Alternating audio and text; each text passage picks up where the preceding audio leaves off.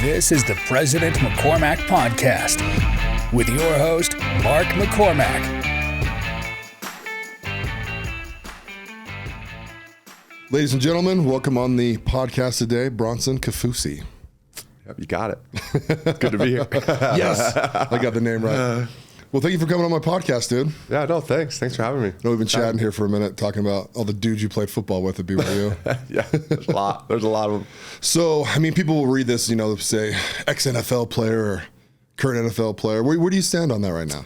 I know you're not currently signed. Yeah, I'm not currently signed. I'm a free agent. Yeah. I'm kind of seeing, you know, if I don't get signed here between now and the playoffs, then I think I'll just move on, honestly. Think so? So, I mean, I could go play in the – I've had some contracts come across for like the spring leagues and stuff. Yeah.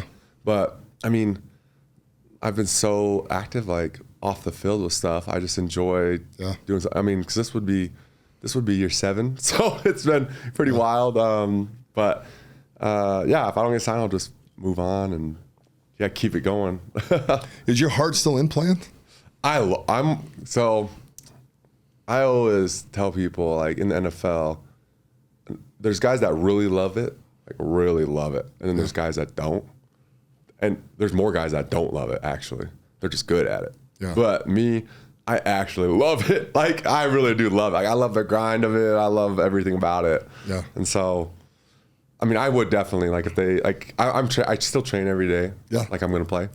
But, yeah, if that call came, I would definitely go. Yeah. So do you still have an agent then? Yep, have an agent. Okay. Yeah. Is it a guy or girl? Guy. It's a guy. So when you talk to him, is he like actively searching all the time, or is it like, or you're kind of in a lull right now, right? Because you're kind of mid-season. Yeah, it's kind of like, so how it works is we're kind of coming out of like the lull period, and now it's kind of like teams are like, we're not going to the playoffs, so let's start signing people to take a look at them here at the end of the year, and then if we want to keep them for spring, then we'll sign them to a futures or something and hold them for spring.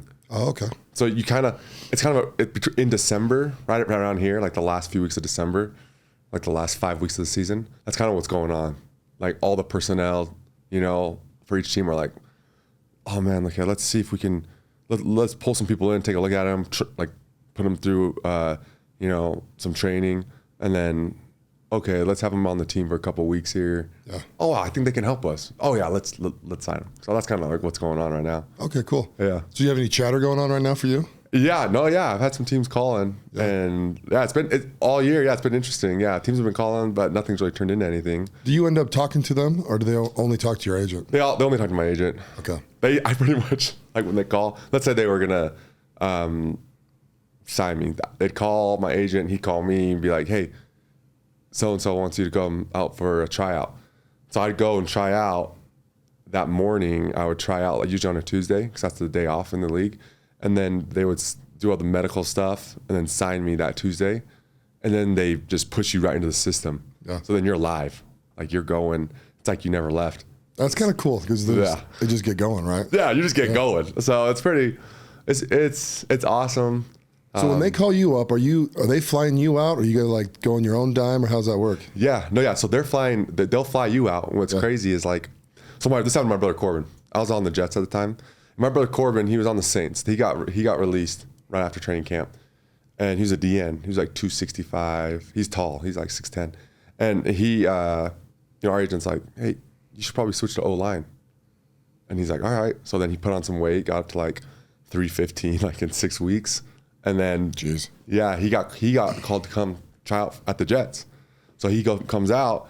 There was like, man, a bunch of other O linemen there, because I mean they bring in everyone. It's so competitive. You know, there's so many guys that can show up to try out, and then they usually only sign one. Right. So yeah, so he actually, it's kind of funny. He didn't think he was gonna make. He's like, I'm going against guys that have been playing this position their entire lives. Like, this will be a good like warm up for me, you know. Sure enough, he's a big athlete. So he ends up beating everyone out, and they signed him. He ends up staying. All he brought with him was a backpack. That's all I had. So he actually ended up staying with me. Yeah. Yeah. So it was actually pretty cool. So were you married at the time? Yeah, I was married. Okay. Yeah, with my wife and I, and my little boy there too at the time. Yeah, he was. Okay, yeah. cool. So yeah, he just came and kicked it with us. So. I'm on the couch somewhere. No, yeah. Like you got your 6'10" brother on your freaking couch. You got the floor, man. Yeah. All of it. Yeah. No, that'd be fun though. Yeah. I mean, what cool experiences, right? You know, you're on a team in a different state. It's all wild. You guys have the hype of the NFL. Your brother gets on the team with you. So how long were you guys on the team together for? 2 years. Oh, okay, cool.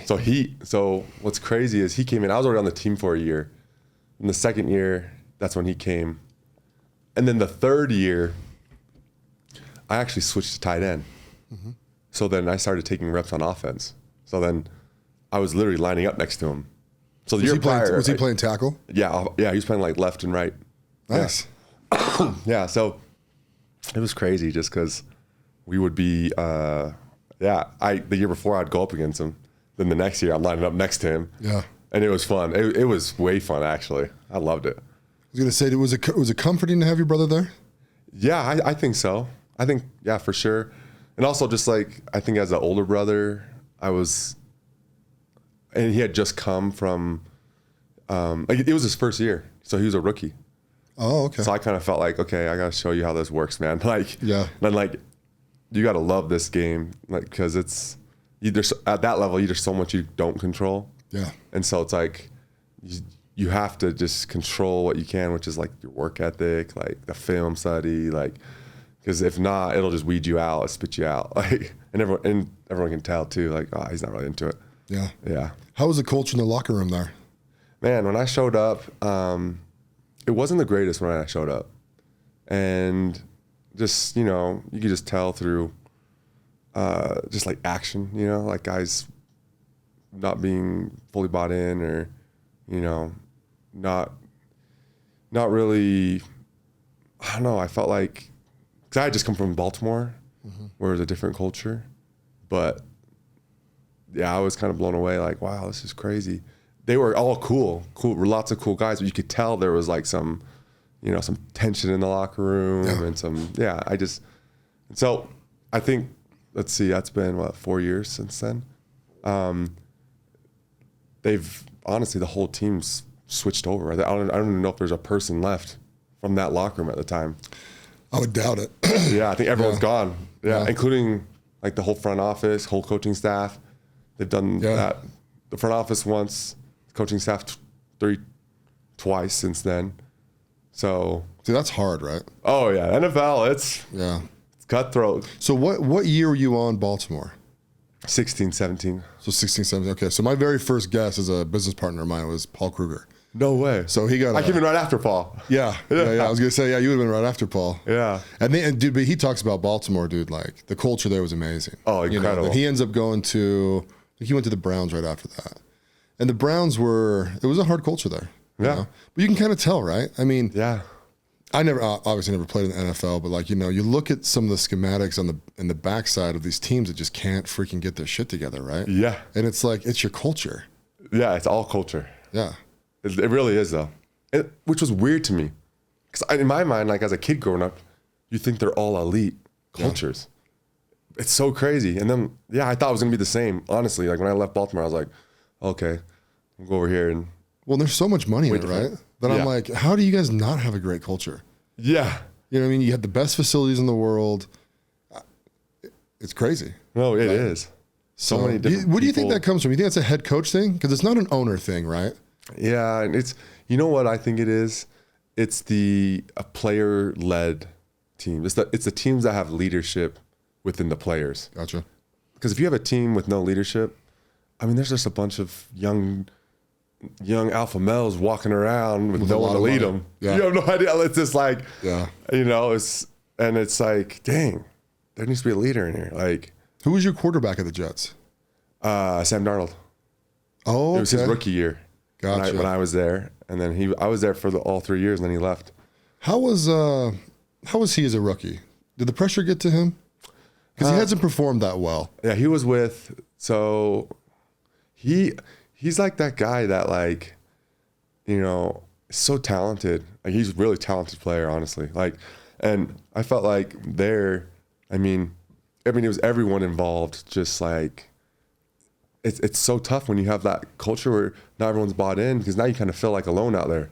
Whereas like if you have a culture where it's like like, we got your back. Like, we're going to all be here no matter what, you know, win or lose, whether you play bad or not. Like, it creates a different type of like support system, especially for the quarterback, who's just vital. Like, he is the guy. That's why they pay him so much money. But like, I think like the lack of culture, you know, definitely affects quarterbacks in the NFL for sure. Yeah. Yeah. Cause the system and support players, you know, all that. Well, the media is kind of ruthless to you in New York, right? Yeah. Yeah. Which it kind of gets into you, right? Yeah. Do you guys all watch like ESPN and all the talk shows in the morning and stuff like that? No. I was gonna say you got to kind of block it out. Yeah, right? none of it. Yeah, no one. I never really watched any of that. Like, I didn't have Twitter till like a few months ago. Yeah. But I've been on Instagram and stuff. But yeah, I've never watched like the talk shows. I would say this is like the first time where I've like watched a couple of them. Yeah. And they do like Good Morning Football and some other stuff. Just don't watch Skip Bayless. Just don't watch Skip Bayless. He's a moron. That dude has made an entire career about shitting on LeBron James and Tom Brady. No way. And it's like, what? Like, some of the greats. Oh yeah, I mean, how hard is it, right? Every year, this is the year Tom Brady falls apart, and blah blah blah blah blah, and then he goes the whole season yipping and yapping about it, right? What? And then when he wins a Super Bowl, right? And then he's just like, well, next year will be terrible, and it's just like, this is the most rinsed and repeated argument ever. Oh my I can't gosh. stand listening to him. Yeah, because they just talk about nothing. Yeah, wait, how does Skip Bayless? Oh, he's the dude with the goatee. No, he's the old white guy. Oh, with like the flowing hair. Yeah, the flowy hair in the back. Yeah, I know exactly who that is. Yeah. So him and Stephen A had a show forever. Oh yeah, it was actually pretty good. You know, I like Stephen A. He's inflammatory too, right? But he's just kind of yells. You know? But my favorite thing is when they bring on like Kevin Hart or someone like that, dude, that just rip them apart. You know, just like, your opinion's bananas. You know what I mean? Like, so they crack me up. But I would imagine though, because Sam Darnold, if I remember right, he was like 20. Right, when he was drafted? Yeah. Because I think he turned 21 during the season. They were all talking about it. It's like, oh, yeah, let's get his first beer tonight. Yeah. All this stuff. And I'm like, oh, yeah, I'm sure it's his very first beer. But, like, I'm like, dude, it would be hard, man, to be, like, with super elite athletes. Yeah. And you got a lot of dudes in their late 20s on these teams, right? Yeah. And it's like, you're 20 and you're supposed to be the leader and you're getting paid more than almost every single one of these bros. Yeah. You know, what was there? Maybe 5 guys that made more money than him?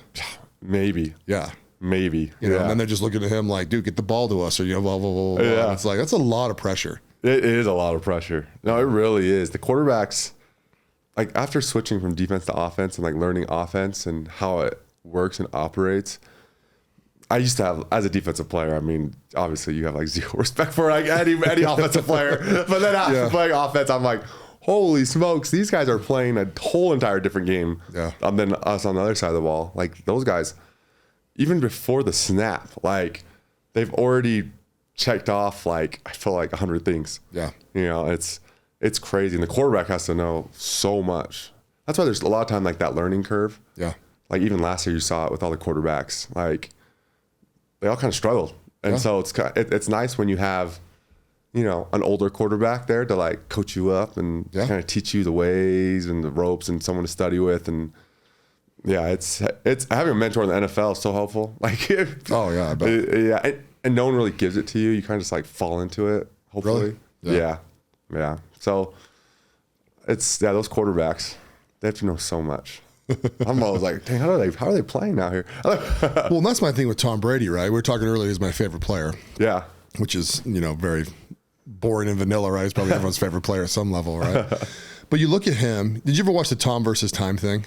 The little documentary they did on him? No. Dude, that dude consumes, I'm not exaggerating if I say 8 hours of football a day.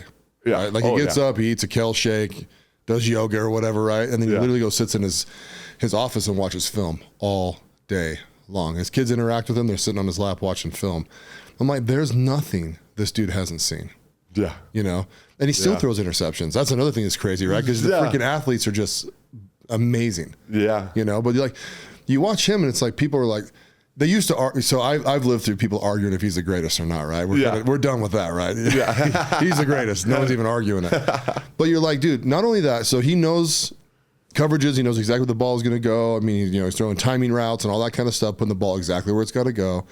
And yeah, he doesn't have the deepest, darkest threat arm ever, right? But it doesn't matter. He will freaking pick you apart at 7 to 10 yards over and over and over and over, right? Yeah. And that dude will stand in the pocket. And he used to stand in the pocket and just take freaking hit after hit and just still deliver that freaking ball. Yeah. So the dude is unreal. I played against him 4 times. And were you on D? I was on defense. Did you get him? I hit him a bunch. Okay, good. I knocked, like my first play, I knocked his pass down to Gronk. That was at Foxborough. There you go. Yeah. But playing against him live, I grew up watching him. Like they were, like as a kid, like you watch them, they were always in the Super Bowl, I felt like. Yeah. And so, but watching him and playing against him live, it's like, he's so locked in. He's so locked in. He's like, super intense too, right? Yeah. Really, you can like feel like the intensity and the focus like coming from him. And yeah, he stands in the pocket. He gets rid of that ball quick. Yeah. Because he the older quarterbacks, they're capitalizing on everything before the snap. So like they don't have to worry about their legs running out and being athlete like that. They can just think, and all of a sudden you're like, oh my gosh, they're already in the red zone. Like, that happened. So yeah, Tom's awesome. Like, yeah, all those quarterbacks, they're incredible. Yeah. So who was let's see, Sam Darnold when you went to Green Bay? It was obviously Aaron Rodgers, right? Yeah, A-Rod. Mm-hmm. Yeah, how do you like him? I love Aaron. Yeah, Aaron Rodgers, man, he's the man. He's cool. The media like eats him up, but like. Well, I think he likes a dick with him though, right? It's a game. Yeah, he messes with them. Yeah. But it's cool because like you're his family. Like that's how you feel. Like in the locker room as a player on that team. Like if you're in that locker room, he always will like say like after games and stuff like, hey, you know, whoever we bring in here, you know, they're in our family. We're here to win. Like, let's make sure we just love them up and help everyone, you know, be great. And I love the guy. Yeah. Were you there when they drafted Jordan Love? Not when they drafted him, but I was there his second year. Oh, okay. So he had the COVID year and then the second year. Yeah, I love J Lo. He's cool. Well, was there animosity between those two? So from the street, right, where I live, right? You were watching it and it was like, Aaron Rodgers is not going anywhere anytime soon, obviously. Yeah. Right? Why would you trade up for a quarterback and not get him some more weapons, right? Yeah. And that was kind of the talk, right? Where it was like, why would you do that and not get him more weapons because the team was good enough to go, right? Yeah, it was like I was on the Jets at the time, but I remember thinking, I was like, oh, wow, I wonder how they see this playing now. And then when I went there was no animosity between them two, like between both of them. They were really cool. But was there animosity between Aaron and the team where it was like, I like this kid, why don't I have a better wide receiver?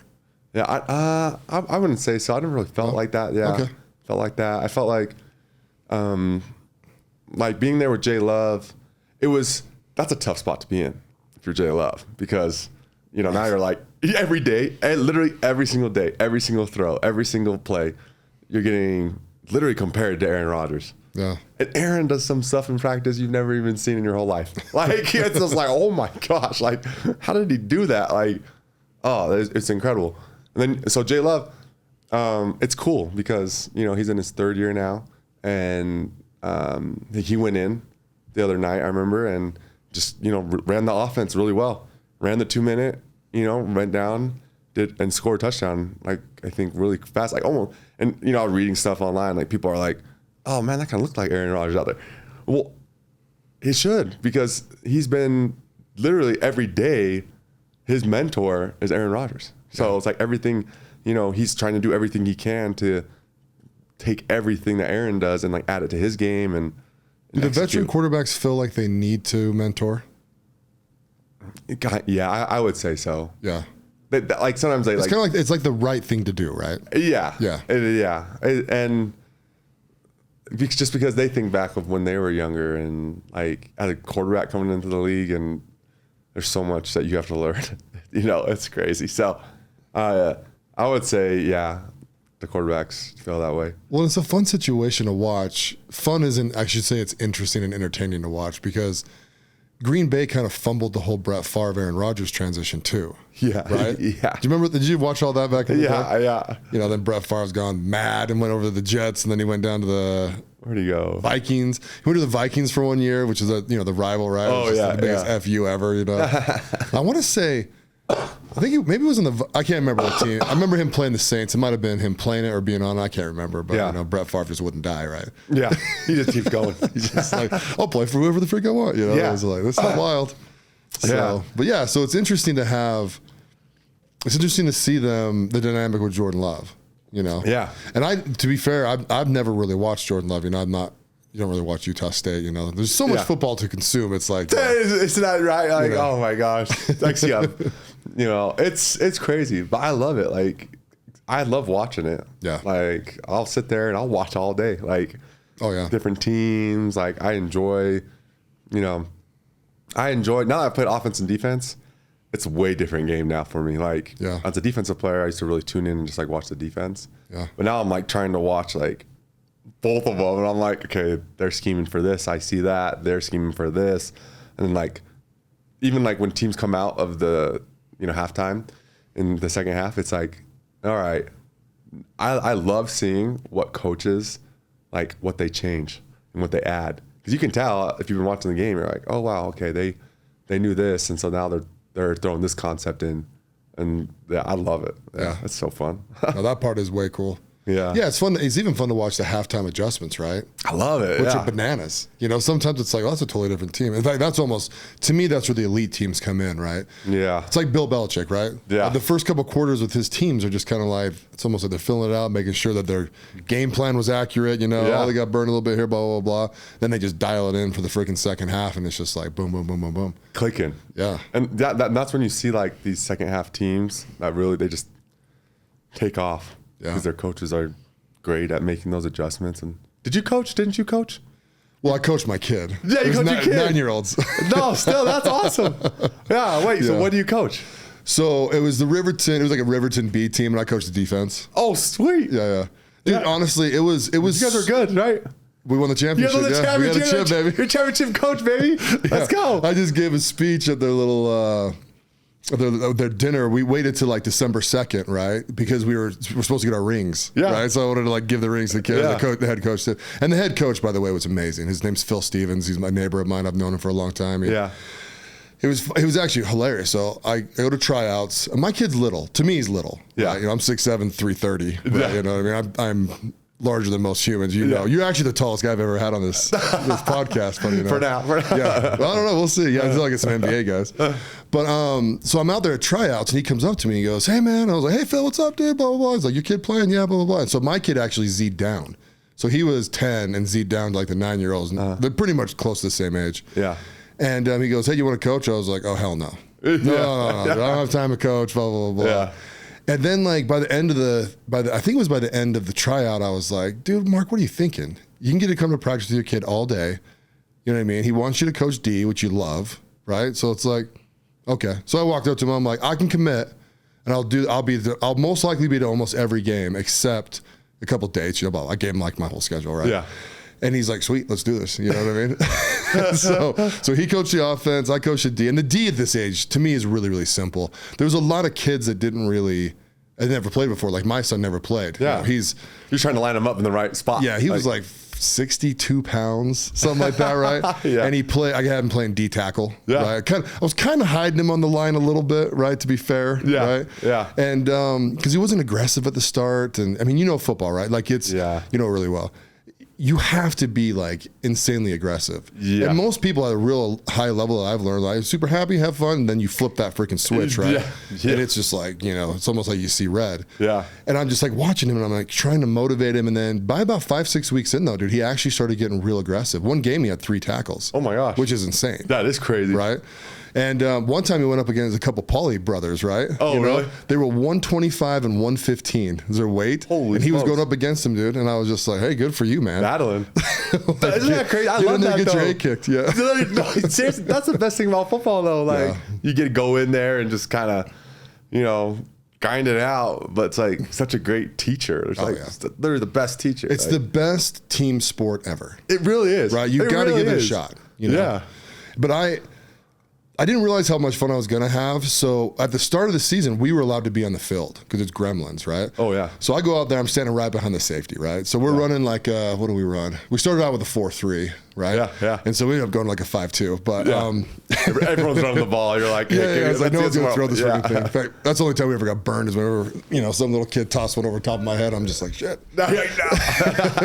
But I used to just stand behind all of them, right? And I'd be like, Jake, left, boom, this hole, B gap, blah, blah, blah. And I just sit there and tell them everything. As soon as the offense walked up and sat, I'd be like, okay, they're going right here. I know what play this is. Yeah. Right? And then we just boom, boom, boom, go after these teams, right? Yeah. And the refs are like, hey, well, once they get set, you can't say anything. And I was just like, oh, okay. So I just get warned almost every single game, right? But I would literally tell every kid exactly what hole to go into. Yeah. That was so much fun. It was like playing video games. No, you're literally playing Madden out there, live Madden. Yeah. And like, I'd be sitting there with the safety kid, his name's Jack. Yeah. I'm like, Jack, the second they snap the ball, you have to make a decision. Make a decision, Yeah. I'm like, just look at the ball and go. Look at the ball and go, And then if you ever made the wrong one, I'd be like, right. Then you go running to the right. He's like, oh my God. The jet sweep, go. And dude, I did the whole defensive coach. I wore slides the whole time out there. I had the big freaking straw hat. The big thing. straw hat, yeah. So that's exactly like my dad. Yeah, exactly. Yeah, he wore the same, literally the exact same outfit. The big straw hat. Yeah, that's so funny. It just screams defensive guy, right? Yeah. Oh, it does. Just sitting there like, okay. But dude, it was fun, man. And then, dude, we lost a few games. We actually lost a game that they had negative yards. Oh, no way. Because they tossed the freaking ball over the top, right? So I started sending everybody, right? I had this little thing, was go take them all, right? Yeah. So just every gap, blah, blah, blah. And the quarterback goes running back and just tosses this ball. And this little pudgy kid catches it, right? Dude, he actually goes running past me. And it was all I could do, not just be like, bop. Just take the penalty. Like, gotcha. Yeah. And they got a 40-yard touchdown. Just drop on him. Just sorry. I should have ran up and just knocked the ball down. Yeah. I'm an extra player here, 12th man. Yeah. They're like, what the? Yeah. It's like, no big deal. That's so fun that you got a coach though. I'll tell you the craziest thing. So we're in the championship game. Mm-hmm. We're down by 6 points with a minute 3. Right? No way. And we ripped off a 60-yard. We did a fake pitch, and the quarterback kept it, and the whole team bit on that pitch, and he literally ran a 60-yard touchdown. So we score with 54 seconds left, right? And then we scored the extra point, right? Oh my So we gosh. ended up going 21-20, and I'm just like, I cannot believe this. You know what I mean? And I actually called it, but I didn't. If I'm being honest, I didn't believe it, but I was just like, I'm like, hey, so we line up, right? And I'm like, this is it, boys. We got a minute and a half to go down there and score, and then we win 21-20, right? And they're just like, yeah. I'm trying to pump all these old 10-year-olds up, right? Yeah. And they flipping did it. And I was just like, holy crap. All the coaches are running down the sideline as this kid scores. And dude, it was actually so much fun. Oh. It was almost reminded me when I played, just like, oh, this is crazy. We won. And then we actually had to go out there and stop them for 4 downs. Because they got the ball back with 54 seconds, right? Yeah, that's a long time. Yeah, so they're trying to throw the ball, which I'm freaking losing my mind because I'm like, yeah, you're like, I'm like, this is what we can't do. We're not good at doing the ball. So I think I threw one linebacker back, kind of as a free safety-ish kind of thing. So we ran a free safety, a strong safety, and then I had the corners just jam at the line, right? Yeah, slow them down. And so dude, and they got a couple yards, but dude, we stopped them. Had the ball with 20 seconds left. We knee it out and freaking win. I'm just like, I cannot believe we just won a championship. Literally the championship. Yeah. Seriously, people don't realize winning a championship in anything, it's tough. It's way tough. I tough. don't care what you're doing. I don't care any sport. If you're winning a championship, it's wow. Oh yeah, dude. We were getting during the game, man. I was sending the boys, blah blah blah. We were getting sacks and dude. Then the team we played Harriman, right? And we're Riverton. Yeah. And so Harriman's good. They have a bazillion kids. Yeah. Yeah. They have the whole pyramid of kids. They have an awesome youth program, and then I'm sure it feeds into the high school really well. Yeah. Dang, that's so cool that you guys won. I love that. So yeah, it was awesome. Did you ever win any championships in your career?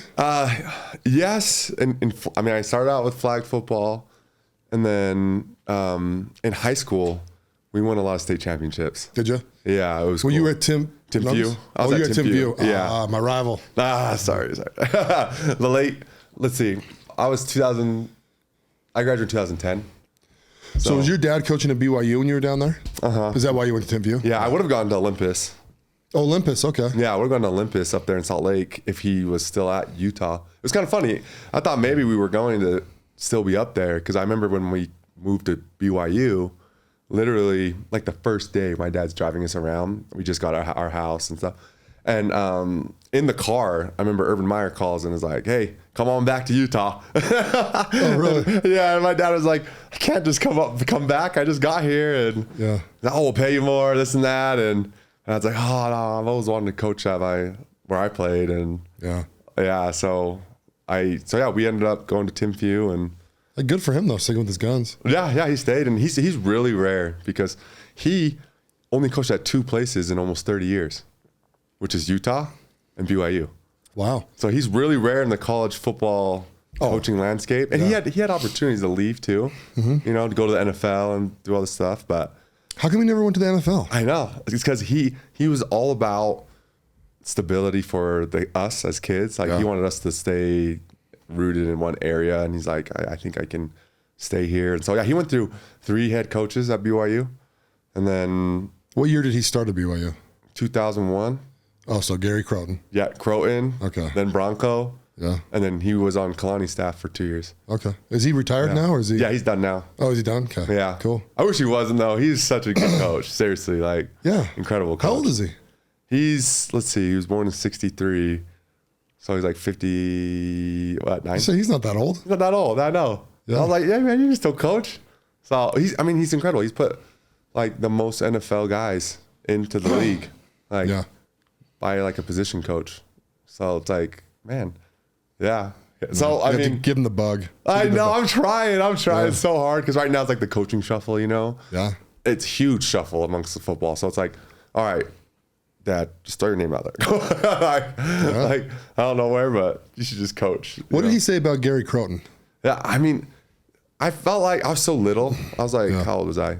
Like 10 when we came. Yeah. But I felt like he always said he always liked him. Like he was a good coach, offensive coach. So he let that team run amok. Yeah, they were good. They were good. 2000 his first year, weren't they? They went like 10 and. Oh, I can't remember. So I graduated high school in 2000. So I went to Lone Peak. Okay, yeah. So if you remember, there was Paul Walking-Horse and CJ Ayu from my team that went down there and played. Yeah. And they, so I went on a Mormon mission in 2000. I did one. Did you do one? Cool. I did one too. Yeah. So I came home halfway through because I broke my back. And so I had back surgery, and then that's kind of what ended my football career. Yeah. Oh, no way. And so, but all my friends were down there in the house, right? So you had like Reichert was older. Who else was down there? I used to know a bunch of these dudes. It's been a minute, right? It's been about 20, there's a ton of guys years. over there. Yeah. And I remember going down there, and I was just like, what the hell is going on? Like, they lived in a house, they were like drinking and girls there. And I was still a missionary, right? So I had my missionary badge on. I was with my other football buddy. And I was getting recruited to BYU when I came back. Yeah, right? And so I was actually, who knows, right? I was going to say I should have just went there, but, whatever. Right? Yeah. But I was just like, this is bananas, right? So, but some of those guys, some of the players feel like Gary Croton just let the team go, right? Not on the football side, but then personally, right? Like the Ville had a real, God comes first, and you got to, you're on the BYU team, that comes with standards, you know what I mean? That kind of stuff. Yeah. And they kind of feel like, we do whatever the freak we want. You just got to show up on, Saturday kind of thing, right? Yeah. And I was like, this is interesting. But that's also coming from a 19, 20-year-old perspective 20 years ago. Yeah. And so now that I'm older and I'm, wiser, it's like, I wonder what was really going on. Yeah. You know what I mean? It's a good question. Did Gary have like 10, 12 guys that were just insane, which my friends were insane? Right? Yeah. You know what I mean? And he just couldn't control me. He's like, whatever. And the rest of the team was good. You know what I mean? Yeah. Like, I have no idea what the real dynamic actually was. I feel like that happens a lot. Oh, I'm sure. Especially in college, right? Yeah. Like, there's just guys you can't control, and it's kind of like a matter of time. Oh, yeah. How many guys can you have on a college team? So during spring, I think that's when you can have the most. I think it's like 120 or 110 or something like that. It's over 100. Yeah, it's a lot. But then I think it goes down to, I think, like 90 during the season or something. Or and you have like a traveling team of like 50 or 60 or something like that, right? Yeah. No, I think they can travel. I think in college you can travel as many as you want. Oh, can you? I think. Oh, okay. Yeah. So you can travel like 80 guys. if you want.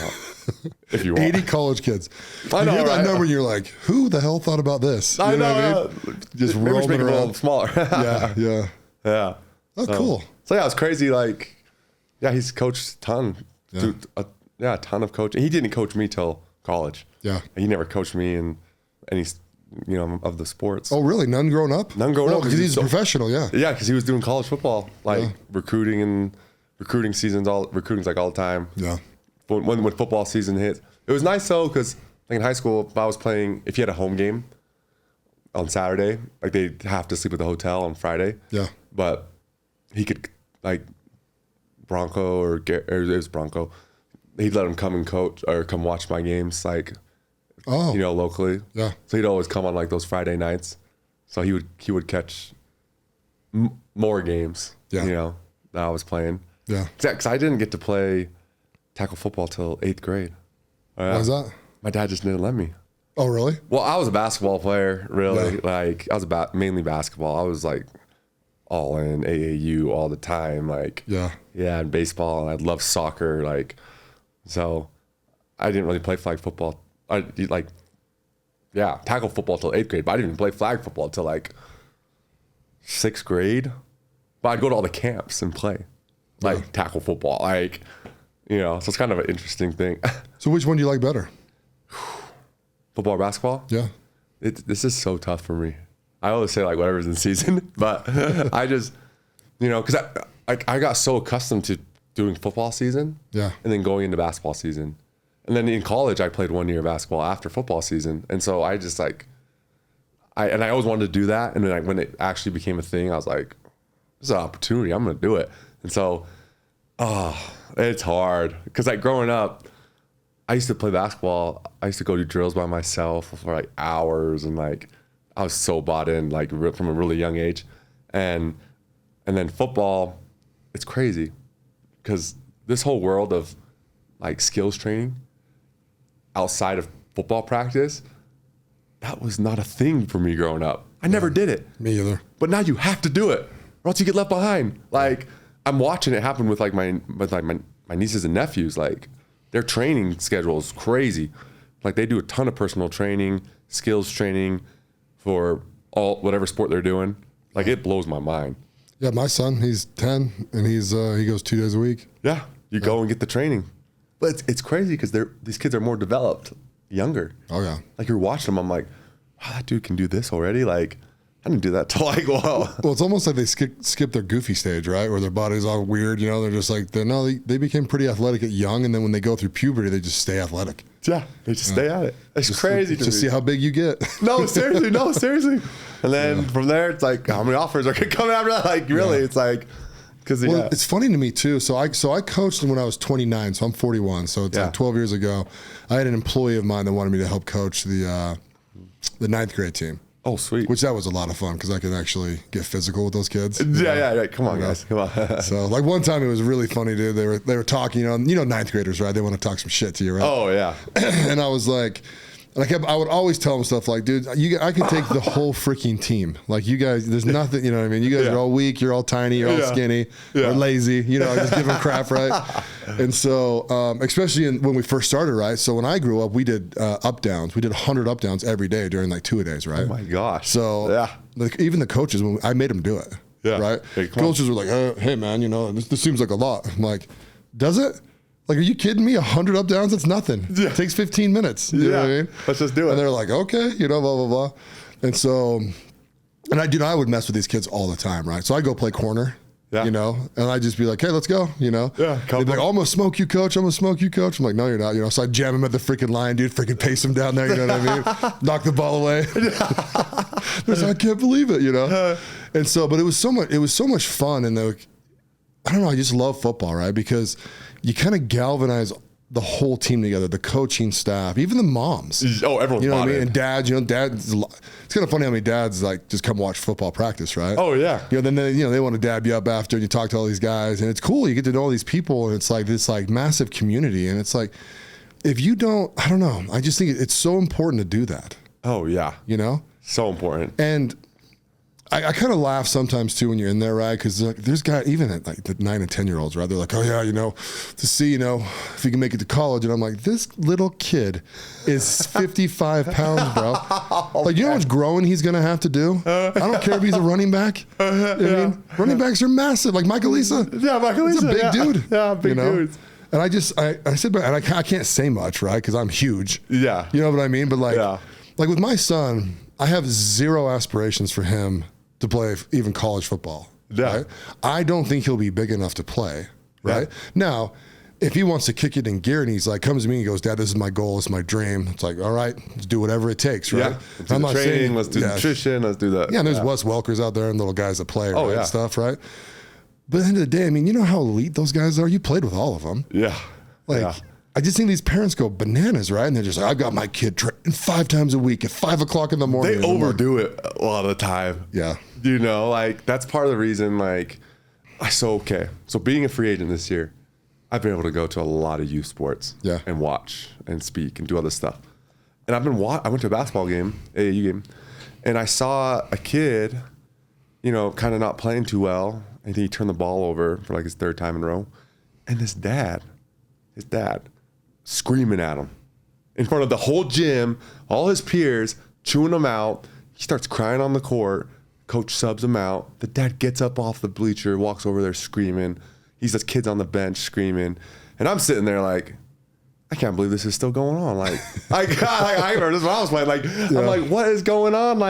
And I just felt so bad for the kid. And I was like, oh, because parents can be a liability. To their kids' sports life, because now that kid, all the other kids are going to be like, oh man, they don't want him to play bad because they actually support him. They're like, oh, I want him to play good so he doesn't his dad doesn't yell at him, and it's kind of this weird thing. So, I'm trying to do something about that, honestly. I'm creating a community to help these young athletes, parents, and coaches. Oh, good. Because I feel like there's just a need for the young athletes need the mindset training. All the NFL, all the NBA guys, everyone's getting it, but it doesn't come down to the high school and younger. It blows my mind. Yeah. And then they're the most impressionable. And yes. Yeah. And I'm like, it changed, with me, when I was at BYU, my dad pulls me in my sophomore year and he's just like, you're not doing what you need to do to get to the next level, on game day. So everything else, you're perfect. You got the size, the speed, you train hard, you're good in school, you're, but on game day, you're just not doing it. And I was like, okay, what do I need to do? And he's like, you need to go meet with a mindset coach. I'm like, what do you mean? He's like, I was like, I'm mentally, I'm tough. And he's like, yeah, but you're not, it's not, you're not tactical, and you're not like my whole mindset of the game, wasn't where it needed to be. So I went and met with a mindset coach and changed everything. And I'm like, this is incredible. Because I literally the numbers alone were just matching my mindset training. So what is mindset training? So a lot of it, good question.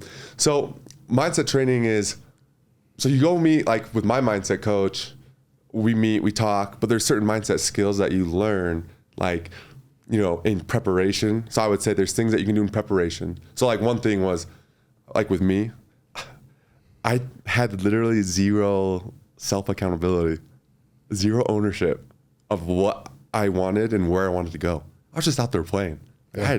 I had no idea. So I had 0 goals, pretty much. I knew I wanted to do it, but I wasn't this is what I'm doing. And so he helped me own that space. And then what's really cool about this guy, the guy that I had, what we focused on was I had a hard time doing things that were deliberate. So I would be out there practicing, but I wasn't doing deliberate practice. So I really wasn't getting everything out of practice that I should have been. And so he helped me, honestly, I knew, and he kind of broke it down where he's like, how many sacks do you need to go to the NFL? I was like, double digit for sure, probably 12. And he's like, okay, awesome. Tell me how many sacks you need to get during practice. I was like, I never thought about that. He's like, yeah, you should be thinking about it because it's going to correlate. I was like, all right. So I was like, maybe 3 to 5. He's like, okay, yeah, 3 to 5. I want you every day in practice to get 3 to 5 sacks. It's like, all right. And then from there, he gives you, you use a journal and you write down 2 to 3 words, 2 to 3 things, like what you want to get better at. And it's crazy because it narrows everything because there's so much out there, but really your brain can't even focus on that many things. Yeah. So it like narrowed it down to where I was writing down 2 or 3 things each day. And it was, whether it was like a mindset skill of like control the controllable, like body language, like strong body language, like, you know, all these things that like kind of put you in like this prime position to get in sports, like the sports psychologists, they call it the flow. Athletes, we call it like getting in the zone, you know, like and they say like, I don't know, you've probably had this before when you're playing sports. It's like time slows down almost. Like you don't want to leave that situation because you're just in it, completely in the present.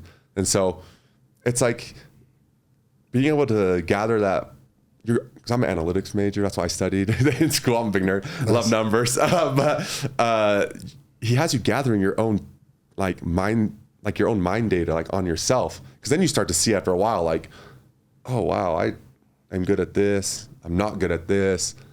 But it takes like the time that you're putting into your sport, and you max it. But it's from yourself, so you own it completely. So that's all I'm like, dang, this helped me so much. I wonder what would have happened if I had this and I was in high school or even elementary school. Because I was so bought in. Like a coach, you're my coach. You tell me to go, I'll go do it. Like you know, like I was so bought in. I'm like, there's a lot of kids like that out there. Yeah, it's like let's teach some mindset training, the mentorship, the leadership principles to the kids. Well, it's a lot of responsibility as a coach too, right? Because coaches are everything. Put that in there. You are like coaches, youth coaches. This is what's crazy. Youth coaches, you're literally, you're exactly what you said. You have all their attention. Like you get to like start them off on the right foot. You know, like get them into like in football, especially. Like you're the one that's like pretty much teaching them how to get into that zone, into that aggressive mindset, and say it's okay to be aggressive when you're step between the white lines. Like this is how it works here. Like you know, like I just am so I'm like, dang, I gotta help. I want to help youth coaches. You know, like here's some drill work. Let's watch film. Let's do this. Let me bring in some coaches that I know to come and teach all these young coaches that have such an important job. It's so important. Yeah. So do you still work with that mindset coach? I do. Yeah, I do. Is he local or is he? He's not. He's been with the Bucks now for a long time. Oh, okay. For like the last 5 years, I think. And then he was with like the Cavs and he did a bunch of executive. But nice. But these guys are untouchable. Yeah. Because they're at the facility 24/7. Like the Packers guy, he's awesome too. Yeah. Like he's there 24/7 though. You know, the Jets, the Ravens, these are incredible mindset coaches. But so how do you interact with him? Is it like Zoom or phone call? Yeah, Zoom or phone call. Or like at BYU, he used to travel with us, like to the game. So you've known him a long time. Yeah, I've known him for a long time. Like I took his class, like 3 or 4 times, just because I was so intrigued by like how this changed everything for me. Like for that my is career. So important. Oh my gosh, changed everything. That's why I was like, well, there's just a disconnect there. While I've been here, I've noticed like this guy and these other trainers, mindset coaches, these kids need this. Like these kids need this, but it's not offered. And I was like, well, I've done it for 10 years. Let me offer it, some mentorship and different things. I just want to help. Like if kids can unlock that earlier, oh my gosh. So how often, when you were first meeting with him, did you meet like very frequently, and do you still meet frequently? Or? Yeah. I met once a week. Now it's kind of back down, you know, but to like once a month or like as needed? Like once a month. Yeah. I'll call him, we'll talk. And is he still giving you tasks? Yeah. Oh yeah. Yeah. Okay. He teaches, but it's crazy. Like, because life is so like flowing that it's a holistic approach. So it's like you have football, like me, it's football, family, and then you have like business and stuff, and so it's like I have to carry the mindset is in all of them. Mm-hmm. And so it's like you have to use them all. But there's no better teacher than using sports because it's a daily activity that you're going all in on, and it's like you have these young kids and I was one of them. Like I was just out there playing. Like I never really understood that, but I would do anything my coach said. So that's why it really helped me. Like literally my sacks went from, like in college, I went from like, man, my freshman year I had like 4. Then the next year I had 4. And the next year I had like 9. And the next year I had 11. But I had 20 TFLs. Like, and I was like number 1 run stopper in the country by Pro Football Focus. Coming like, it's like, but it wasn't. It's weird though to me because I'm like, what changed? What created this? And it was like, it was like you got stronger. No, yeah, I didn't get stronger. Mentally stronger. Yeah, right? I got mentally stronger. Yeah, like my practices were way better. Everything was better. My focus in every aspect was just through the roof. Well, I like what you're saying about being deliberate. Yeah, you know, like so I'm in a men's group, right? I'm in Jimmy's men's group, right? Yeah. And I've kind of been thinking about this a lot because there's a lot of personalities, right? So there's 50 guys in our group, and everyone's at different stages, and I don't want to say there's high performers and low performers in there because I think everyone's performing at like a certain level, right? Yeah. But the guys I think that are really accomplished, I guess I'd say, right? Mm-hmm. Even financially or just in relationships, right? Yeah.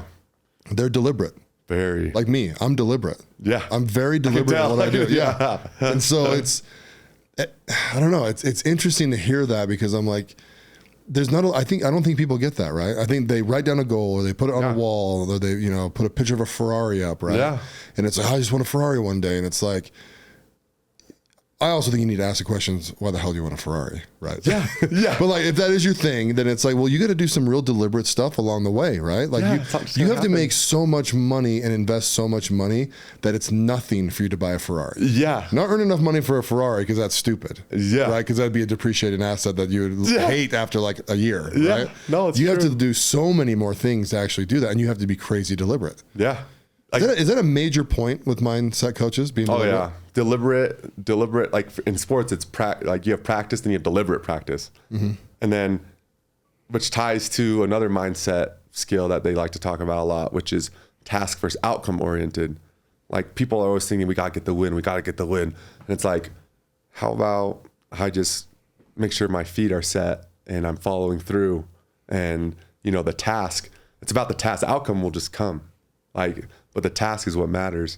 It's like same thing with that. Like if I have a goal or something that I really want and something that I want to achieve, it's like it's always there. Like it's there, but it's like what task do I need to do? Like that's what matters. Like because it cuts out all the bull crap, like the BS that's out there. People get distracted. Like oh yeah. So this is a way to like let's get rid of this distraction and then let's just focus on the task and then let's just watch what happens. Like it's crazy. Yeah. So like you learn though how to like operate in that mindset and get in there when it's time to perform and things. So well, one thing that's happened to me in my life, right, is so while you're saying that, what I'm thinking is people who are deliberate, people view them as obsessed. Right.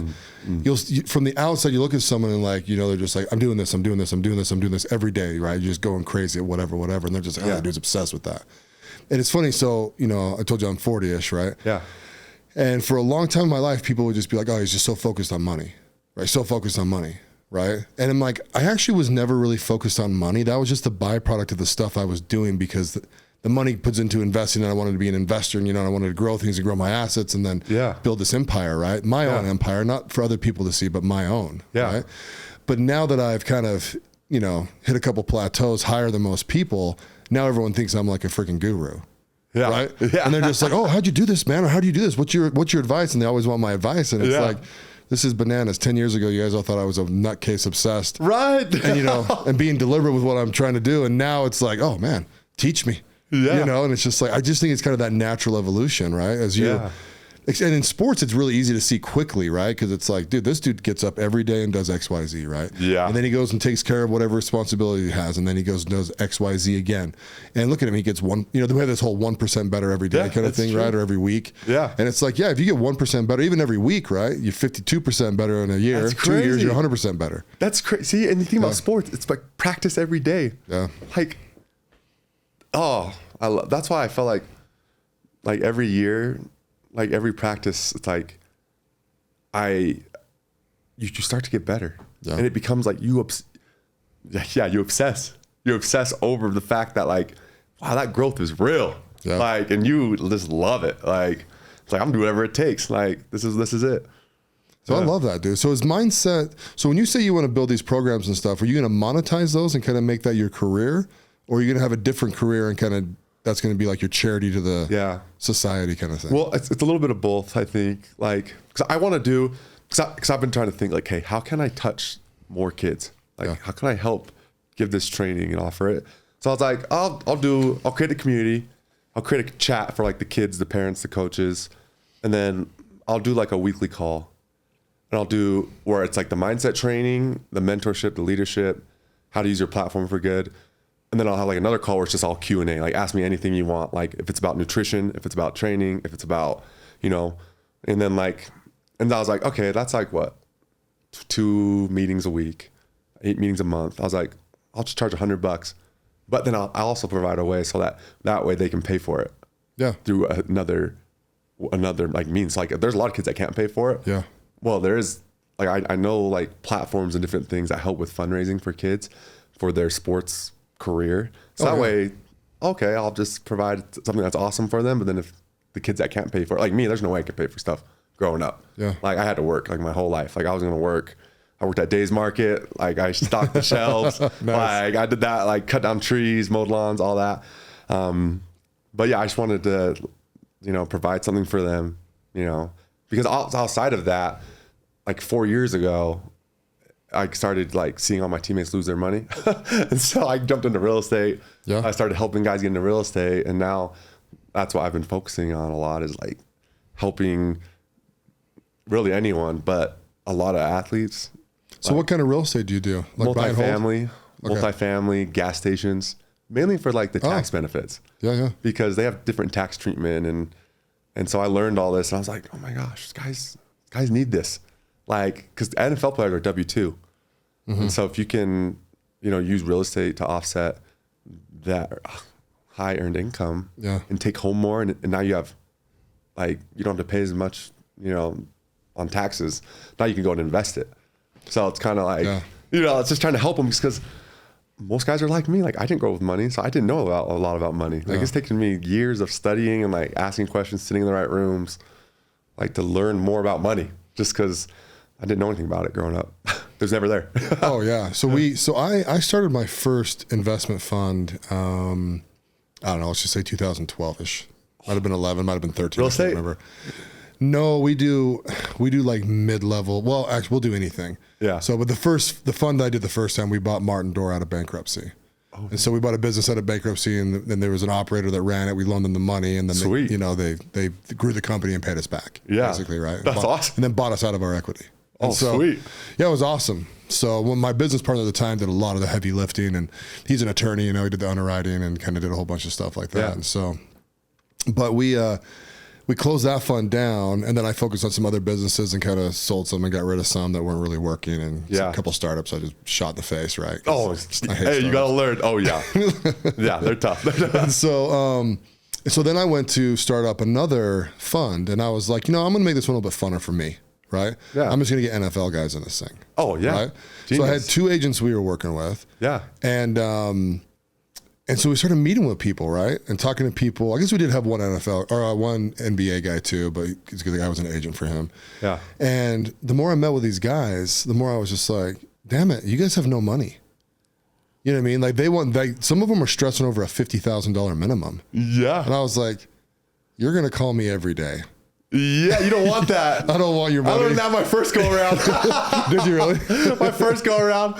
So I was just trying to take out some feelers, and like guys are like, everyone I talked to that worked with the NFL guys or professional athletes in that fund space or in the financial advisory space, a lot of them, it's like when they hear like your money's locked up, like you can't touch it for 20 months plus. Yeah. Nope, they weren't having it.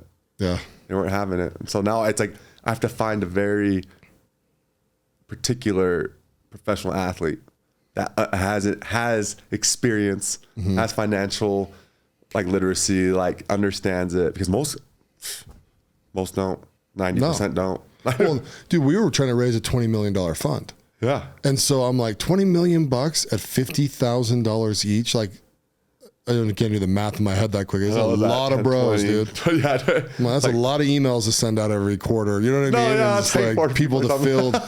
And then like, cause it's my fund now, right? We're just like, it's like $1 million minimum, right? Yeah. And so it's like, but cause we want to jump into deal. I mean, it's just as much work to do a $2 million deal as it is a $20 million deal, right? Yeah. And so I'd much rather do bigger deals. Bigger payout.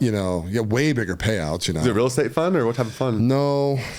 I hate real estate. Yeah, you hate real estate. Well, sorry, that's not true. I don't hate real estate. I don't like it right now. It doesn't paper very well with the interest rates being so high. Yeah. And seller sentiment is still very high. Right. Yeah. So when they come back down to reality and we get better prices on things, I'd probably be more of a player in the real estate world. Yeah. But we want to get into deal for our investors, not to pitch everybody, but anyways. No, I want to hear it. No, I want to hear it. This is my world. I operate in these deals and all this stuff. So seriously. We want to jump into mid-level businesses, right? Small businesses to mid-level businesses. Like A round, seed round type of stuff? Yeah, we've done. So we did a couple B rounds with a tech company and stuff like that. Oh, but sweet. Really, I'd like to jump into construction businesses. Yeah. So, because I own 2. Yeah. Right. That I kind of operate in, and it's just getting to companies that we can like 5 to 10x in 3-4 years, something like that. Yeah. We started the fund to actually buy into a Bitcoin mining company. Oh, cool. In fact, those kids are on my podcast. I'm big in blockchain. All right. Okay. I cool. love blockchain. Yeah, I'll have to chat. Yeah, I'll have to chat more. So then we, so I currently mine it. I have like 14 miners, right? Sick. And so like it's just interesting, right? That whole world's interesting. But I just want to see deals. So like we did a meat packing plant, Oh, sweet. Do you know who Jeremy Nevis is? Yeah. Uh-huh. So he got me involved in that one. I did that one personally. I haven't done that one through the fund because there's only $400,000 left. Yeah. On that, like a $35 million raise. Yeah. But they're going to end up building another one. And then I'll go real heavy into that because it's needed, right? It's just one of those businesses that's awesome, right? So needed. And so, but like people, for my investors, what I want to do with them, because most of them are very, very wealthy, right? And so they already have their real estate portfolios. They have their guys that manage their stocks. You know what I mean? Like I don't want to do anything with that. Yeah. I want to take some of their money and be like, hey, I'm going to get into medium risk, high reward businesses that you're never going to be able to see or get into. That's the value that I'm going to add to their world, right? That access is huge. Yeah, just getting access into deals that they're never going to see. Yeah. And so that's what it is. That's so cool. I love that. No, I love that. That's huge because within the investor space, every investor's going to have real estate. They're going to be in the stock market. Yeah. That's like, what's the stuff that they can't have or they don't have and they will never have? Yeah. And that's the stuff they actually want to be in. Yeah. And so it's like, well, and I think the best way to create wealth for anybody, right? Anyone listen to this, right?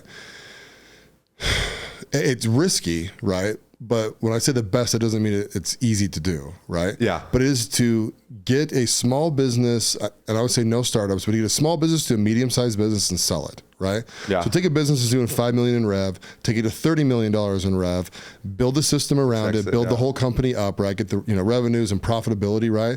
And then take your EBITDA and go get a freaking 8 multiple or a 10 multiple, right? Yeah. It's easy. It's not easy. It's simple to do if you know what you're doing, right? Yeah. But most people are so scared of that. You have to risk a lot, and you have to be obsessed and deliberate. No, you do. You know what I mean? And exactly what you're doing, right? Yeah. And so what I'm trying to do through the fund is say, hey guys, we're gonna go buy this business. It's it costs $6 million, right? It's doing $15 million in revenue, right? Yeah. Or $10 million in revenue, and then we find verticals that we already have connections into, and then blow that company up, and then just exit out of it. Yeah.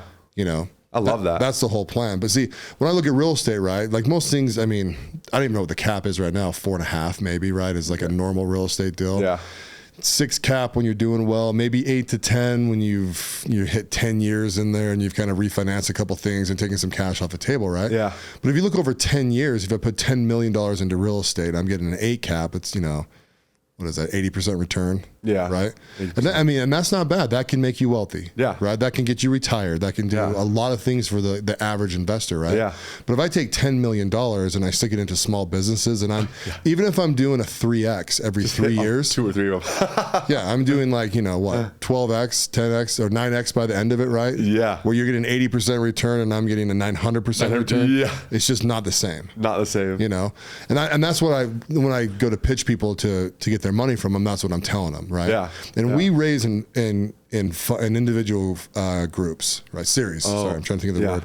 So when I do a deal, I'll have 2 or 3 deals always at the same time. So say you were an investor, I come to you and be like, hey, these are the 3 things I'm looking at. And you go, oh, I like that one, but nah, right?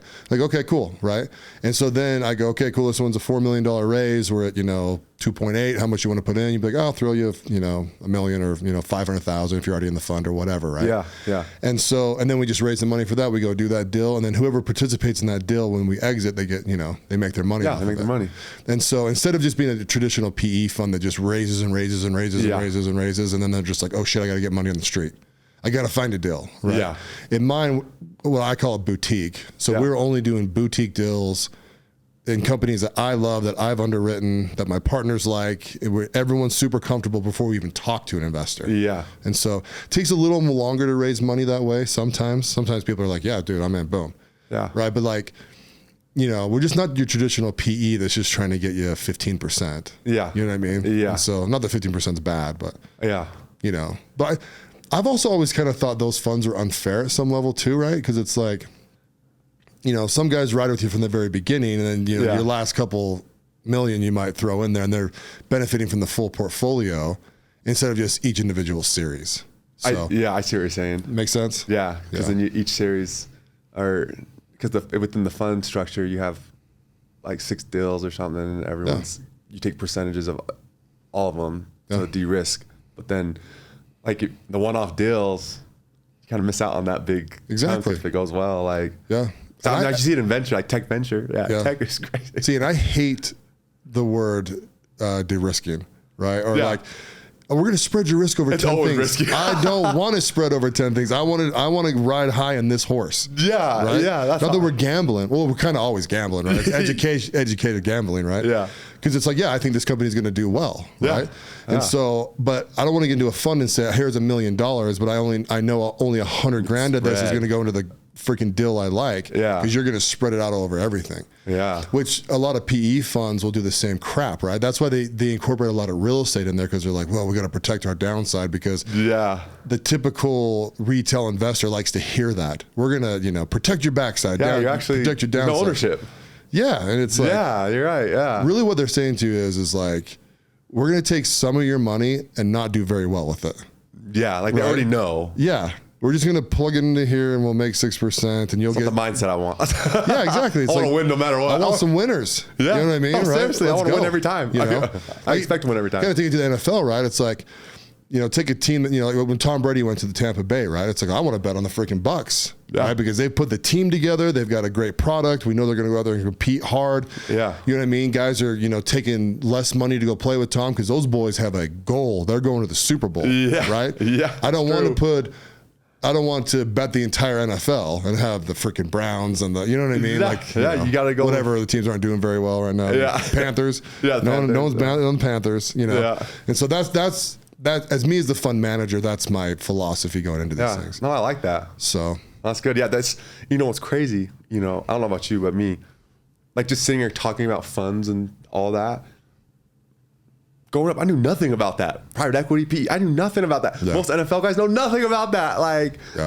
So it's like, I feel fortunate to have learned about this whole space, because the multiples, that's where, like you said, like how you guys are doing it, going in to a B round. It's already proven. You already know it's going to 6X. Yeah. And there's proven verticals here. It's like, that's where you want to be. And so it's like, dang, like that access though is. Well, one of the deals we did, if I remember right, their seed round, which people are putting in like 20, 30, 40,000 bucks, right? Uh-huh. Their seed round 83x'd in 2 years.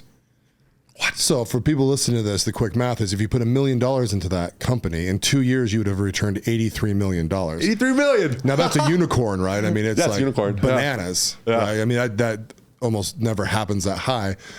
But all the guys in the seed round stayed in the freaking A round. Right? Because they're like, I'm not exiting me.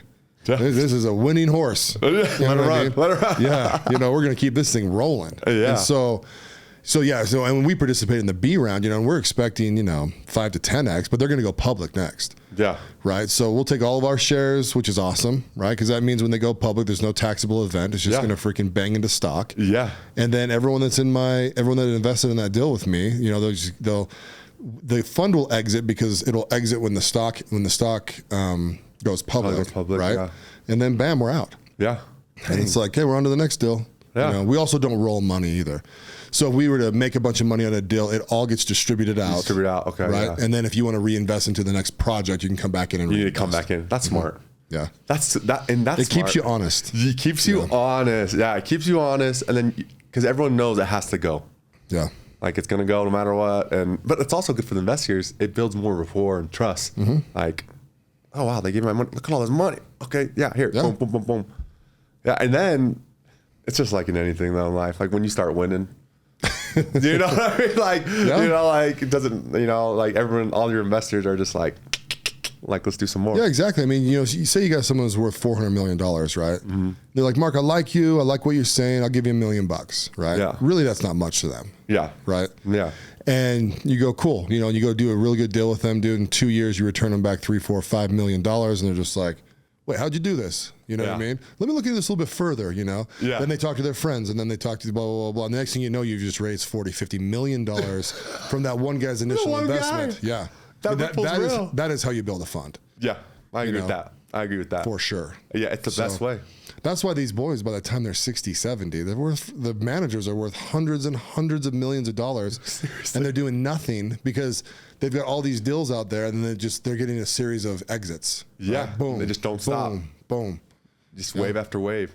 Like, especially if you have the deal flow for it. Oh my gosh. Yeah. Like, and I feel like when people get in trouble, right? Where these funds get in trouble is when they gamble too much and they have the pressure to put money on the street. You know, I think as long as you don't have the pressure to put the money on the street, as a manager, you can make good decisions. Yeah. Right?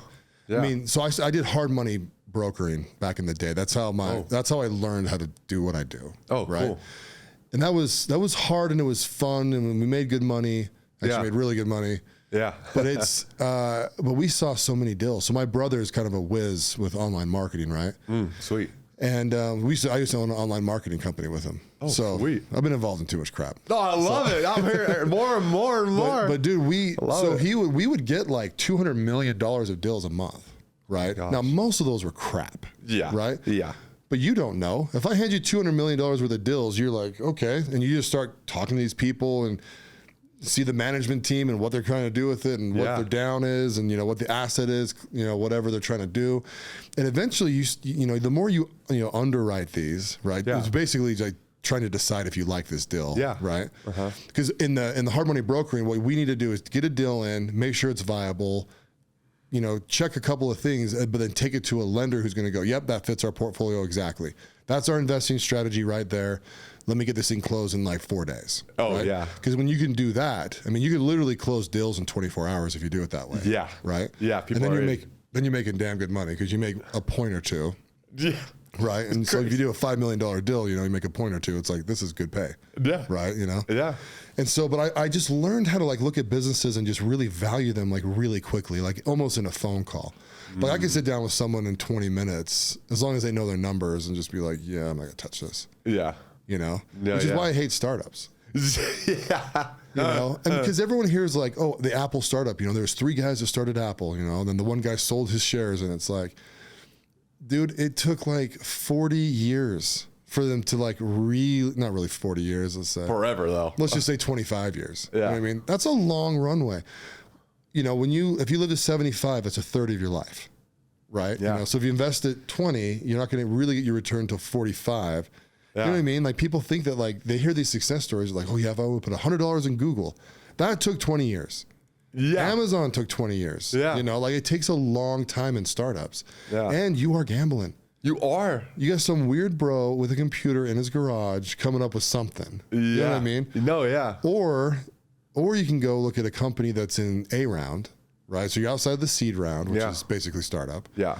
And you go, okay, you guys did fantastic. Institutional money coming in a little bit. Yeah, like, yeah. You know. Yeah, you want to be the institutional money. You do want to be the institutional money. That. That's good, yeah. Yeah, because if you flip, the time value of money I talk about a lot. So if you flip your money every 3 to 5 years, you start, even if you got 3 multiple, 4 multiple, right? Yeah. You start really churning some massive numbers eventually, right? Because it just exponentially grows. Yeah. And just stay in good deals. Yeah. Stay with guys. Another good thing in funds, right, is if my fund can fund other funds. So if I love a manager in a different fund, we become partners. Right? Which means we like each other. I'll fund your deals, you fund some of my deals. Yeah. Right? But you're like, this guy's a nutcase. He's the best underwriter I've ever seen in my life. He's basically a super nerd that sits behind a computer all day. It's like, I like his work product, right? Yeah. So then I bring that in and I go, okay, I'm going to take this to my investors and I like these other things, and I can see some kind of diamonds in the rough here, or some place, not even diamonds in the rough, but just avenues where they're going to really succeed quickly or could succeed really quickly. Yeah. Then I go fund that. Yeah. You might make a little less money because you didn't bring the deal in house, because that fund manager is going to make his on the deal. Yeah. But still though, then you have 2 people that are very competent underwriting. You know what I mean? It just kind of adds, Everyone's it kind of just win. mitigates the risk a little bit more. Yeah. Right. Yeah. So that's, I don't know. Yeah. Investing strategy wise, that's what I like to do. I love it. No, I love it. It's such a, I feel like, I don't know what you think about this, but like as like an athlete, it matches well with kind of like your mindset and like, you know what I mean? Like the whole fund space and investing, like, what makes a good team. Like, it makes it easier. Will this dude get the ball over the line? No, seriously though. Right? That's really the question. Yeah. Like, does he really love it? Like, can we grind this out? Yeah. Yeah. One of the guys I really like investing with, his name's McKay Dunn. Oh yeah, I know McKay. Do you know McKay? Yeah. So he just brought Jimmer on. Yeah, Tandem. Yeah, Tandem. Yeah. Yeah, he was on like 4 episodes ago. No way. Yeah. I love McKay. He's killer. Yeah. Yeah. No, he's great. So him and I will do a lot of business the next 15 years. Yeah. And probably longer, but yeah, I'm going to kind of retire in like 10. You're like, I'm not done. I'm just not going to operate. But yeah, no, I love his team. In fact, are you friends with Jimmer? Yeah. Okay. So we're actually going to his house on Friday. Oh, fun. I think it's his house or Colorado? somewhere. Or no, something here. Yeah. Let me think. Maybe it's not his house. He's having a little event. So I'm taking my son to go over there, and he's like, but it's for investors. Yeah. Right? It's kind of like, yeah, come here. What we got going on? Like, yeah, come see what Jimmer's up to. He's in our fund now. Yeah. So I don't know if they're gonna pitch or raise or whatever, right? Yeah. But I like it that way, anyways, right? Pitch me all day. I like what you guys have. No, seriously. That's the mindset I have too. I'm like, let my kid go shoot backstops with Jimmer, and me and you can sit over here and talk. Yeah, let's talk deals. Like, come on, like, what do you have right now? Like, tell me what you got. Like, yeah, that's how I am too. I love hearing the deal flow. Yeah.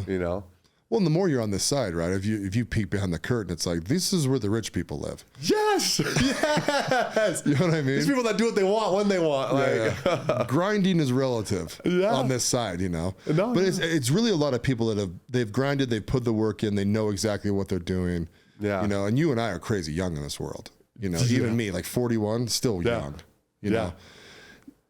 On the investor side, there's some younger dudes, there's some guys that have made some money in their 20s and 30s, right? But on the guys that like actually run funds, like they're way young. Most of those guys are in their like late 50s, early 60s. Yeah. Because you got to make a jump at some point, right? Yeah. You've had to have done something well, started a business, sold it, got involved, have some experience, raised some money, lost some money. And it takes time to do that. No, it does. And you have to, it's that experience. Yeah. That if you can funnel it into like something that like this. Yeah. Dude, it's hard. It's hard to lose. Yeah. Like, it really is. It is hard to lose. That's why I look at some of these guys and I'm like, what are you doing? Yeah. Well, I bought an $85 million jet. Oops. What are you doing? Yeah, come on. Half your investors have jets. Just borrow one. Yeah, let's turn that into $8 billion. Come on. Right. Right. Yeah. Yeah. I mean, they just, I don't know. I don't know if it's their ego goes bananas and. I think so. That whole money, ego thing, it's still real. Like, I'll tell you one of the biggest problems is when they cheat on their wives and they get divorced. Oh. That's where rich people really start screwing shit up. And even guys in the NFL and the NBA, right? You start hearing these dudes, it's like, I got 6 kids with 6 different women. It's like, you're poor. Yeah. I don't care how much money you have right now. Yeah. That is going to be ripped away from you for the next 24 years in child payments and you don't get to pay alimony. I mean, you're not going to keep getting that check. Yeah. I know. I mean, most guys are done by 30, right? Yeah. In the NFL. Yeah, I'm 31. Yeah. I'm like, Well, you got a long career. I mean, isn't it an average like 3.5 years or something like that, or 4 years? 2.8. Is it 2.8? Yeah. Because they cut everyone. Yeah. Year 3 is when you get your retirement pension. So they cut everyone at 2.8 so they don't have to pay him pension. Yeah. So that's why the average is there. Right. Makes sense. It's crazy. Well, yeah. I mean, we can go into that all day. I know. I get these guys. It's like, it's corrupt. It's corrupt. I mean, it's such a privilege to play in the NFL too. It is. What I mean? There's so many guys and that wish they could have played, and like the whole experience is so cool. Yes, I love geeking out. Paul and I geeked out way too much. It's so unique. His episode. It's so unique. Well, yeah. I mean, you're getting your butt kissed by all these people. You come running out to 65,000 fans. Yeah, fire. Yeah. Boom, boom, boom. It's just like everything's cool. You're traveling. Did you all private jets when you guys traveled? Yeah, charter. Private charter. Yeah. Yeah. So you're with your boys. You're having fun. You know what I mean? It really is so fun. It kills me when guys take it for granted. They just don't know any better. And that's very true. Yeah. They don't know any better, and they don't understand. It's a business at the same time, but you can have fun within it. Yeah. But if you don't take care of business, it's not going to take care of you, and it's not going to be fun. Yeah. So it's like, dang.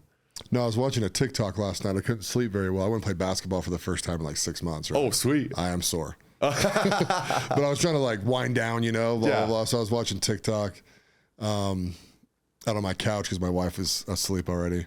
And there's this guy in the NBA that I don't know how good he is. I haven't really heard of him, but he drives this really cheap car, and he'll only wear clothes that are given to him. Oh, really? You know what I mean? Yeah. So he wears WNBA hoodies all the time. Oh, sweet. Because they just give him, for free. They're trying to prop that. I like this guy. Who is this guy? Yeah. And it's I'm looking at him, and these people in the things are just this is crazy. He should buy a nicer car. And I'm just bravo, young man. Yeah. Bravo. Don't spend any of it. Don't go invest all that crap. You're already living a glitzy lifestyle just by being on an NBA team. Yeah. Right? Especially those guys. There's even less of them. Yeah. Right? 30 teams. They get more money. Yeah, 12 guaranteed guys. money. Oh, yeah. Well, those contracts are insane. Yeah, they're crazy. Right. Not as insane as baseball yet, but they're getting there. Oh, they'll be there, yeah. But, but it's let's just say this guy gathers, even if he's a freaking mid-level player, a lower mid-level player, gosh, if he lasts 5 years, he'll make $30 million probably. Yeah. Easy. Yeah. Keep it. Go invest it all. I mean, $30 million bump in your 20s. Even if you can just take 10 million of that and get 3x multiple. Yeah. You know what I mean? Now you're double. Yeah. So it's Exactly. Yeah. Yeah, you'll be set for the rest of your life. And at some point, go buy a nicer car. You only live for so long. Yeah. You know what I mean? Yeah. That's kind of where I'm at. Spend some money. Yeah. But it's it's do well for yourself. I mean, the guys, every time they have a freaking jewelry up necklace, it's $200,000. It just makes me cringe so bad. Oh, I do want to hear a really cringe story about that. Yeah, I do. It's going to cringe you out. There was a player one time, and he had I think it was an $80,000 chain, and he lost it. He lost it on the field. The field? And yeah, and he's like, "Oh, yeah, can you want me to look for it?" I'm like, "I'll have to look for it after the game." And so I looked for it, couldn't find it. I went up to him, "Today, bro, I couldn't find it. I don't know where it's at. Someone probably picked it up." And he's like, "I don't care." I was like, "What?" He's like, "I don't care." I was like, "Are you kidding me?" It just blows my mind. You'll care in 10 years. Yeah. I'm this is crazy. I'm tired of seeing, I have so many teammates though that have gone broke. Literally. They're broke. Yeah. It's so sad. And these guys were drafted higher than me. And made a lot of money. Yeah. That's so sad. It is sad. It's unfortunate too. You're just sitting in the middle of this, you don't know what you have. Oh, even if you just invested a small portion, no. But a lot of them just no way. And the players union tries to help them too, right? Isn't all this financial advice and bringing classes? People, Antoine Walker came and spoke to us. I remember at the combine during the financial portion, and and he was telling, sad. He was saying how he blew through 200 million, went broke, and now he got hired to come speak about it, and and it's just oh my gosh, right? You guys, this is so unique. So in my mind, I'm that's one thing I want to add to my thing for young athletes. It's let's give some financial literacy when they're younger. Yeah. Let's do something, something where we can share, hey, whether you make money in sports or not, Yeah. You need to know about finances. You need to know how they work. You need to know about investing. You need to know. I didn't get any of that until later. Fortunately, I had friends and family that helped me. Dude, it's just Monopoly. It is. It's all a big game of Monopoly. And all my socialist nutcase friends will go bananas. Like, that's a capitalist, blah, blah, blah, blah. And it's like, you're in capitalism. Yeah. Your game right now is capitalism. Yeah. Stop losing at it. Just because you don't like the game doesn't mean, you don't have to play it. You're in it. You're going to play it. But yeah, I mean, it's just growing assets. Yeah. Like one thing I've learned, so I've been buying stocks since I was 21. Yeah. Right. So that's cool. Like I get like a tax return back in the day. I don't get those anymore. But, yeah. I'd get like a tax return or like a bonus, or like I'd go and make some extra money. And I either paid down debt or I invested it in stocks. Yeah. Right. Because, especially when you're 21, 22, right? You're talking like $500, $600, $700 a month, maybe extra. Yeah. Right. Yeah. And, I used to think I needed to trade stocks a lot, right? So I'd get into a stock, right? And then I'd write it up 10 points and then trade it, And the more by my 30s, I was like, no, billionaires just buy and hold. Just buy and hold. Forever. Yeah. Forever and ever and ever. Yeah. They do good buys at the start, right? Yeah. Like Warren Buffett, right? Warren Buffett took forever to buy Apple stock. Yeah. Now it's like 45% of his portfolio. That's crazy. That is crazy. That is crazy. And it's like, you look at him and it's like, no, he just didn't buy it till he found it valuable. Yeah. And his is a little bit different because that's inside the fund, right? But a lot of billionaires, they really just hold on to stuff forever, right? Because if they need some cash or they see a better deal, I mean, say you have $400 million in stock, right? Mm-hmm. And you're like, well, I really want to get into small business. I need $5 million to do it, right? Or this medium-sized business. I'm going to go with a couple of investors. They just go get a loan for 1% against their stock. Yeah. Right? They are the bank. Yeah. And then they go get into that deal and then they just kind of pay it back. Yeah. A lot of them also use universal health or universal life insurance policies, which I also do. Yeah. And that's another good way to do it, right? You front end load these policies, loan against them. They take interest out along the way. The insurance company gets to take your cash value that you gave them and then go do deals at 20x. Yeah. For every dollar that they got from you. It's just a financial tool. Really and then is. when you kick the bucket, it pays all that debt off plus some. It's crazy. And it's like, yeah, this is why people can really grow their net worth quickly. Yeah. Because you look at someone going from 20 million to $500 million in like 5 years, like how does that happen? How do you do that? Right. It's like, 2 or 3 financial tools and then you have a bunch of assets that appreciate and grow and you sell some, or, when you can get like crazy multiples and, like the last couple of years, it seems like a lot of people were selling real estate. It makes a lot of sense because the value of it went way high. It was a bull market. But it's got to be boring. Like I talk to people all the time. I'm like, your investing should be so boring. Like if you're so hyped and excited and like, yeah, dude, I bought this stock and it's going to go crazy. It's like, you're gambling. Yeah, you are. Yeah. It should be super boring. Yeah. All of it. Yeah. Like, I've underwritten this company for like the last 40 days. I'm so sick of talking about this company. I want to shoot myself. You know what I mean? Yeah. But then you go talk to an investor and they're just like, every time I've raised money for something, they're just like, yeah, it looks good. Okay, cool. You know what I mean? Like it's just so unexciting. Is that even a word? Not exciting. Yeah. It's not thrilling. Not thrilling. Yeah, it's not thrilling, right? When you exit something, that's cool. No, that's cool. Right? That's a good feeling. That's cool. But the rest of it is just kind of like, day to day, I want to go get back with my family. You know what I mean? Or I want to go back on vacation. Like that's what I'm doing. Yeah, which is like honestly the best. Like, that's what you want to do. It's the best lifestyle ever. The best lifestyle. Go be with your family. Like, go do fun stuff. Like, that's what it's about. Allow money to give you more time with your family. Yeah, then you need to be present over there. Oh, and there's nothing better. There really is nothing better. Like, I'm always trying to tell people, like, there's nothing better than being that family guy. Oh, yeah. Like, you have the greatest influence in your family. Like, why not take advantage of it and take, like, what you've earned up with money and allow you to be even more influential to your kids and your wife? My best advice always is the person you marry is the most important decision you will ever make. I agree with that. If you make it off of how hot they are, you're an idiot. Yeah. You know what I mean? Like, not gonna last. It's so important, right? I mean, you need to be attracted to your spouse, right? You need to be you need to be attractive for your spouse. Yeah. Of course, right? Mm-hmm. But it's just part of the formula. Yeah. It's just not the whole formula. Yeah. Like, can you trust your spouse?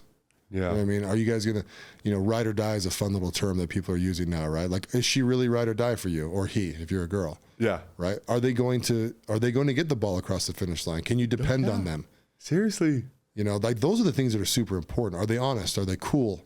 Yeah. You like talking to this person. Yeah. Does your intelligence level match? Yeah. You know what I mean? Like, oh yeah. Like all that stuff's like so important. So important. Yeah. So important. It matters. Yeah. Especially once you start having kids, right? Yeah. Yeah. And that changes the game, you know, and like I have 2 kids, 3-year-old and 1-year-old. And, it's cool. I think like parents got to have the like same moment when you're sitting there, you know, we were sitting there, got the Christmas tree up. My wife's sitting next to me. I got my little girl sitting with me, my little boy, and like we're like looking at each other like, dang, we're living the dream. Like this is awesome. Like this is where we want to be. And you know what I mean? And you're living it right now. Yeah, you're living it right now. It's like, why go? Yeah, it's like I don't need to go get distracted by all this other stuff. Like I'll do my business and stuff, but I'll always know I'm doing it for them. Yeah. Like, but I'm always gonna create time, and it's special. Like you feel like it's special. Like, you know, that's why it's like such a blessing. Yeah. Well, that's how I know you're doing it right. Yeah. You know, if it feels special, you're doing it right. Yeah, it feels special. If it feels like a crazy burden, everything feels like a burden. You know, you and your wife are just in absolute chaos, and you're just like, don't worry, baby, in 3 more years, because 3 more years never comes. Never comes. You know, now if you got yourself into some shit and you got to get out of it, that's different, right? Yeah, yeah. But if you're doing, I don't know, living normal, I guess it's like be present, enjoy these moments. You know? Yeah. Like my kids, right? I've got a 13-year-old. My son will turn 11 in February, and a little 7-year-old girl, right? Yeah. I remember being in your spot literally 10 years ago. Yeah. Right? Almost pacing you exactly, right? And it's Yeah. like I was a little more obsessed back then, you know, Yeah. with like building the kingdom kind of thing. Yeah, yeah. And I feel like I've missed some stuff, and it's probably a good wake up reminder for me, you know, the last few years, because I'm just like, no, because now I'm crazy present. Yeah. You know. And that was kind of my wife and I's plan, to be fair, you know, and we Yeah. just executed it perfectly. You Yeah. know? And I mean, I love it, but I love now just like, you know, like if my kids are like, hey, stay home today, it's like, okay, you know, when I can, you know. Yeah. They say that to me every single day. But like, so then I try and stay home when I can, you know, and then when I'm with them, it's like, hey, let's do fun things, you know, and like, Yeah. you know, for Christmas, they don't listen to this yet, but, you know, for Christmas, we're going to take them to Disney World, you know. Oh, see, that's awesome. Yeah, and it's like, you know, so we're going to go in February, but that's what we're going to, you know, present them on Christmas morning, you know. Yeah. And it's like, I'd way rather do that than buy them a bunch of crap. Yeah. You know, like my kids have so much, well, they used to have a bunch of stuff. My wife and I have been systematically removing everything. I like How many that. more toys do you need? You know what I mean? Yeah. It drives me nuts if they're ever on an iPad. And Oh. we let them play video games on the weekends for a couple of hours. Yeah. But even that's bothering me. Yeah. You know? It's like you don't really grow up with that. Yeah, it's like, you guys are like getting addicted to this. Yeah. So even my kids are funny. Like they'll have a friend come over that's just begging them to play video games. And Fortnite. Let's yeah, and they're not allowed to play, right? Yeah. And they'll be like, yeah, my friend came over. He's just addicted. And I'm like, oh, I can hear myself in you. yeah. I like it though. I like Yeah, it. yeah, I don't mind it. Yeah. Like, yeah, you're right, man. He is addicted to that. That's crazy. Yeah, he is. Yeah, what's he doing? Yeah. But kid, I mean, dude, they're so amazing. I mean, 3 and 1, right? I mean, that's fun because they're little and they're just like they want to be wrestled and like. Oh, they want to wrestle every night. Is it both boys, girls? I got my lit's 3-year-old's a boy. Yeah. My little 1-year-old's a girl. A girl? Okay, cool. Yeah. Taika and Kalea. Nice. So yeah, So much fun, dude. it's so much fun. It's the best. See, wait till they start having opinions. That's when it's even funnier. He was like, "What do you think about this?" And it's like, "Well, I think blah blah blah blah." Yeah.